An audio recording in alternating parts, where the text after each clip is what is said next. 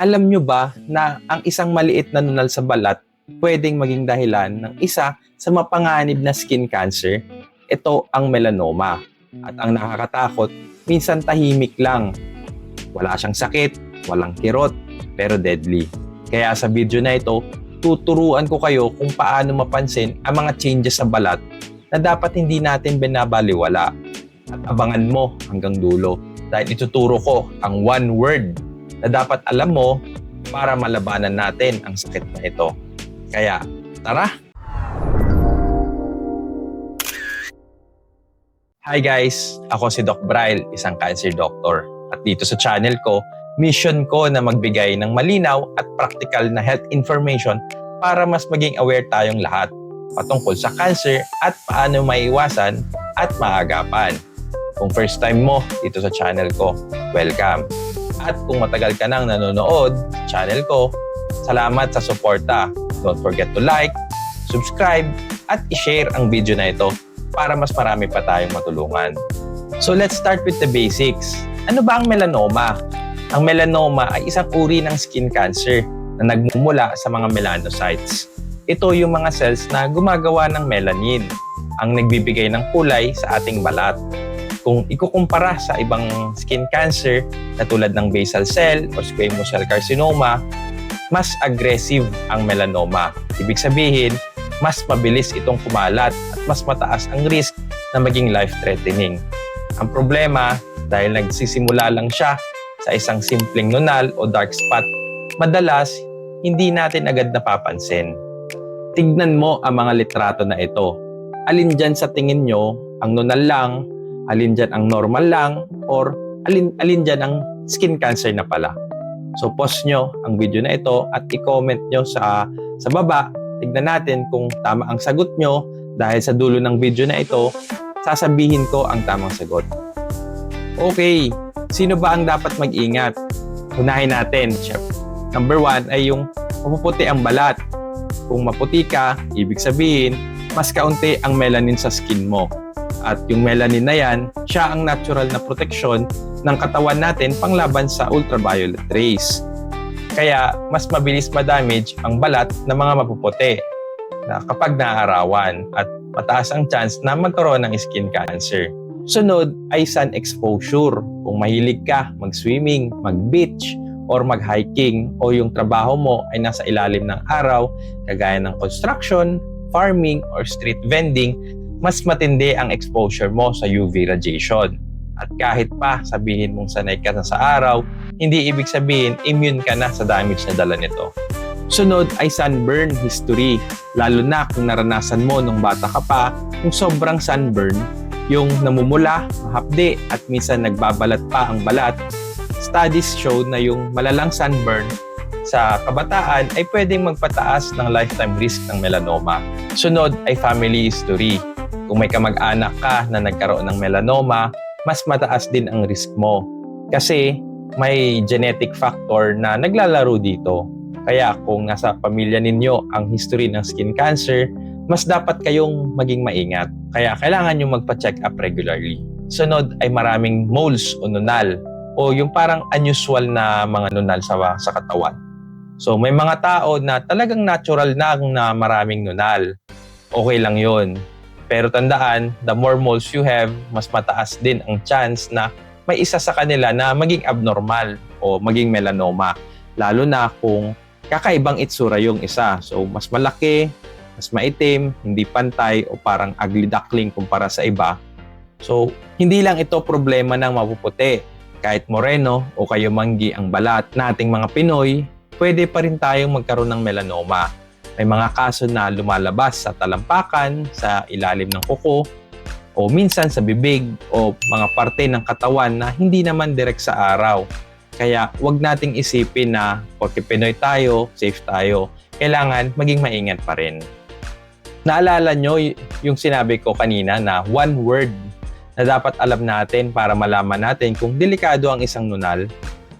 Ito yung change o pagbabago. Pag may nunal ka o spot sa balat mo na nagbabago, dapat mag-ingat. At para mas madali, tandaan natin, ginagamit naming mga doktor ang ABCDE rule. So A, for asymmetry, B for border, C for color, D for diameter, and E for evolving. Tara, isa-isahin natin. So ayan, asymmetry. Kung hahatiin natin sa gitna ang isang nunal, so madalas pantay ang dalawang sides, no? Kaliwa, kanan. Pero kapag hindi pantay, halimbawa, yung kaliwa mas malaki, yung kanan naman mas maliit, o iba ang shape, warning sign na yan. So parang isang bilog na hindi pantay ang pagkabilog. Ayan, sunod, border. So ang normal na nunal usually smooth. Yan, smooth ang edges. Parang maliit na bilog o oval. Pero kung yung gilid niya magaspang, punit-punit, no, parang may bite marks o hindi regular, dapat mag-ingat kasi ang melanoma madalas hindi malinaw ang border. C naman for color. Ayan, tignan ninyo. So, kung iisa lang ang kulay ng nunal, let's say light brown or dark brown, madalas okay lang yan. Pero kapag naghahalo-halo na ang kulay, iba-iba sa loob, nag-iisang isang spot, may black, may brown, may gray, or minsan bluish pa, mas malaki ang chance na cancerous. So tandaan, the more colors, the more suspicious. Sunod ay diameter. So meron kaming magic number dyan, 6 mm. So ibig sabihin, kung mas malaki pa sa pambura ng lapis, mas dapat siyang ipa-check up. Pero may twist, no? Kahit mas maliit pa siya, kung may ibang kakaibang features, hindi ibig sabihin safe na. So size is important, pero hindi siya absolute rule. At yung E naman ay yung evolving or change. Ito na yung one word na dapat mong malaman. Ito ang pinakamahalaga, no? Kahit maliit, kahit simple, kung nagbabago, delikado.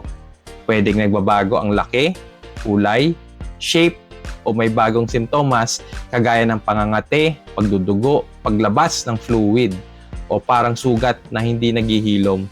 Yan ang dapat pinapatingnan agad. Kung umabot ka sa video na ito, like mo naman, share and subscribe para mas marami pa tayong matulungan. Meron kang nunal na tumutugma sa isa man lang dito sa ABCDE rule, lalo na kung nagbabago o may change. Huwag nang magpatumpik-tumpik pa. Huwag isipin na baka mawala rin yan o baka gasgas lang. Mas mabuti na magpa-check up sa doktor kaysa magsisi sa huli. May pasyente ako dati, akala niya simpleng nunal lang sa braso. Dahil hindi naman masakit, binaliwala niya ng ilang taon. Pero nung dumating siya sa clinic, advanced stage na, hindi na kayang operahan. Kung maaga lang sana niyang pina-check up, mas mataas ang chance ng paggaling. Kaya inuulit ko, the keyword is change. Kung may pagbabago, yan ang dapat nyong bantayan. Paano maiwasan? Totoo, hindi lahat ng melanoma ay pwedeng maiwasan. May mga factors na hindi natin kontrolado, kagaya ng genetics o family history. Pero marami pa rin tayong pwedeng gawin para bumaba ang risk at proteksyon ng balat natin.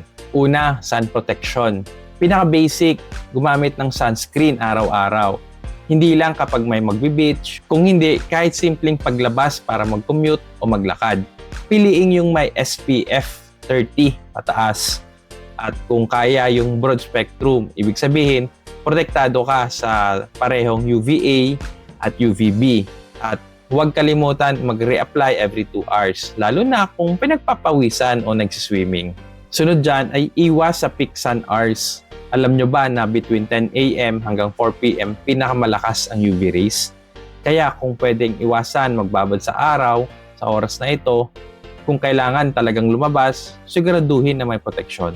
So, protective clothing, hindi sapat ang sunscreen lang, mas mainam kung may dagdag na proteksyon. Magsuot ng sombrero, shades, mahabang sleeves, o kahit magdala ng payong. Think of it like a shield sa balat mo laban sa araw. Sunod ay regular na skin self-check. Minsan sa isang buwan, maglaan ka ng oras para suriin ang balat mo. So sa harap ng salamin, tignan hindi lang ang muka at braso, kundi pati likod, paa, talampakan. Pwede mong ipacheck sa kapamilya mo yung mga parte ng katawan na hindi mo nakikita. Tandaan, ang melanoma pwedeng lumitaw kahit sa mga lugar na bihira mong maisip, tulad ng anit, kuko, at talampakan. At syempre, magpakonsulta. Kung nakakita ka ng nunal na kakaiba or may change, ayan ulit yung magic word natin, huwag nang maghintay. Magpatingin agad sa doktor o sa dermatologist. Mas maaga, mas maganda ang chance na maagapan. Hindi man natin kayang kontrolin lahat, pero may magagawa tayo para bawasan ang risk. Sa madaling salita, iwas sunburn, iwas melanoma. Kung tatanungin ko kayo ngayon, gumagamit ba kayo ng sunscreen? Or kapag special occasion lang? Sagot nyo sa comment. Curious lang ako kung ilan talaga sa inyo ang consistent sa paggamit ng sun protection. Okay, so good news. Kapag early stage na detect ang melanoma, pwedeng gumaling sa pamamagitan lang ng operasyon. Surgical removal. So, tanggalin lang natin yung nunal na yon. So, pero kung late na, may mga bago na tayong gamot gaya ng immunotherapy at targeted therapy. So, malaking tulong ito sa survival ng pasyente. Kaya, sobrang halaga ng early detection. Kasi kung maagapan, mas simple at mas epektibo ang gamutan. So guys, tandaan nyo ito. Hindi lahat ng nunal ay harmless. Ang sikreto ay nasa salitang ito, change, pagbabago. Kung may napansin kayong pagbabago sa nunal o spot sa balat, huwag maghintay, kumonsulta agad. Tanong ko for you, mayroon ka bang nunal na minsan mo nang naisip na baka gusto mong ipacheck? Kung yan, i-comment nyo sa baba ang experience nyo. At baka yan yung maging first step para mas marami pang maging aware. Kung nakatulong sa inyo ang video na ito, please like, share, and subscribe. At huwag kalimutan i-on ang notification bell para updated kayo sa mga cancer health tips ko. Ako po si Doc Braille, nagpapaalala, early detection saves lives. Kaya ingat lagi at kita-kits tayo sa susunod na video.